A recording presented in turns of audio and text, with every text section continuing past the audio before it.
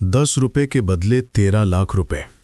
सेठ ने अभी दुकान खोली ही थी कि एक औरत आई और बोली, सेठ जी, ये अपने 10 रुपए लो। सेठ उस गरीब सी औरत को प्रश्नवाचक नजरों से देखने लगा, जैसे पूछ रहा हो कि मैंने कब तुम्हें 10 रुपए दिए। औरत बोली, कल शाम को मैं सामान ले गई थी, तब आपको 100 रुपए दिए थे। 70 रुपए का सामान खरीदा था, आपने 30 रुपए की जगह मुझे 40 रुपए वापस दे दिए। सेठ ने 10 रुपए को माथे से लगाया, फिर गले में डालते हुए बोला, एक बात बताओ बहन जी, आप सामान खरीदते समय कितना मोल भाव कर रही थीं? 5 रुपए कम करवाने के लिए आपने कितनी बहस की थी, और अब ये 10 रुपए लौटाने चली आई। औरत बोली, पैसे कम करवाना मेरा हक है, मगर एक बार मोल भाव होने के बाद उस चीज के कम पैसा देना पाप है। सेठ बोला, लेकिन आपने कम पैसे कहाँ दिए, आपने तो पूरे पैसे दिए थे।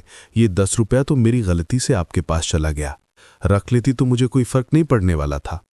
औरत बोली, आपको कोई फर्क नहीं पड़ता, मगर मेरे मन पर हमेशा ये बोझ रहता कि मैंने जानते हुए भी आपके पैसे खाए, इसलिए मैं रात को ही आपके पैसे वापस देने आई थी, मगर उस समय आपकी दुकान बंद थी। सेठ ने महिला को आश्चर्य से देखते हुए पूछा, आप कहाँ रहती हैं? वो बोली, सेक्टर 8 में रहती हूं। सेठ का मुंह खुला रह गया। बोला, आप 7 किलोमीटर दूर से ये 10 रुपए देने दूसरी बार आई हो? औरत सहज भाव से बोली, हां, दूसरी बार आई हूं। मन का सुकून चाहिए तो ऐसा करना पड़ता है।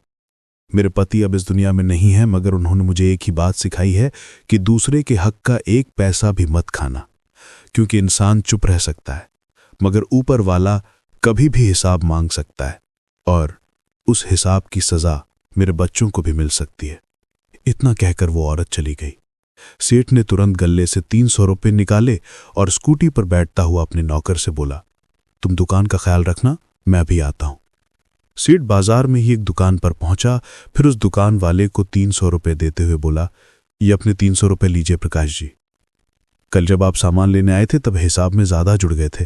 प्रकाश हंसते हुए बोला, पैसे हिसाब में ज्यादा जुड़ गए थे तो आप तब दे देते जब मैं दोबारा दुकान पर आता। इतनी सुबह सुबह आप 300 रुपए देने चले आए। सेठ बोला, जब आप दोबारा आते, अगर तब तक मैं मर जाता तब आपके मुझ में 300 रुपए निकलते हैं, यह आपको तो पता ही नहीं था ना, इसलिए देना जरूरी था। पता नहीं ऊपर वाला कब हिसाब मांगने लग जाए, और उस हिसाब की सजा मेरे बच्चों को भी मिल सकती है। सेठ तो चला गया, मगर प्रकाश के दिल में खलबली मच गई, क्योंकि 10 साल पहले उसने अपने दोस्त से 3 लाख रुपए उधार लिए थे, मगर पैसे देने के दूसरे ही दिन दोस्त मर गया था। दोस्त के घर वालों को पैसों के बारे में पता नहीं था, इसलिए किसी ने उससे पैसे वापस नहीं मांगे थे। प्रकाश के दिल में लालच आ गया था, इसलिए खुद पहल करके पैसे देने वो नहीं गया।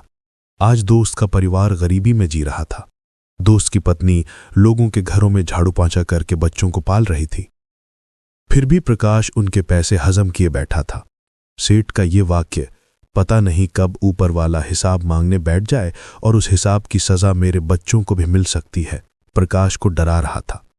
प्रकाश 2-3 दिन तक टेंशन में रहा। आखिर में उसका जमीर जाग गया। उसने बैंक से 13 लाख रुपए निकाले और पैसे लेकर दोस्त के घर पहुंच गया। दोस्त की पत्नी घर पर ही थी। वो अपने बच्चों के पास बैठी बतिया रही थी कि प्रकाश जाकर उसके पैरों में गिर पड़ा। 1-1 रुपए के लिए संघर्ष कर रही उस विधवा औरत के लिए 13 लाख रुपए बहुत बड़ी रकम थी। पैसे देखकर उसकी आंखों में आंसू आ गए। वो प्रकाश को दुआएं देने लगी, जो उसने ईमानदारी दिखाते हुए पैसे लौटा दिए। ये वही औरत थी जो सेठ को 10 रुपए लौटाने 2 बार गई थी। अपनी मेहनत और ईमानदारी का खाने वालों की ईश्वर परीक्षा जरूर लेता है, मगर कभी भी उन्हें अकेला नहीं छोड़ता। एक दिन जरूर सुनता है। ऊपर वाले पर भरोसा रखिए।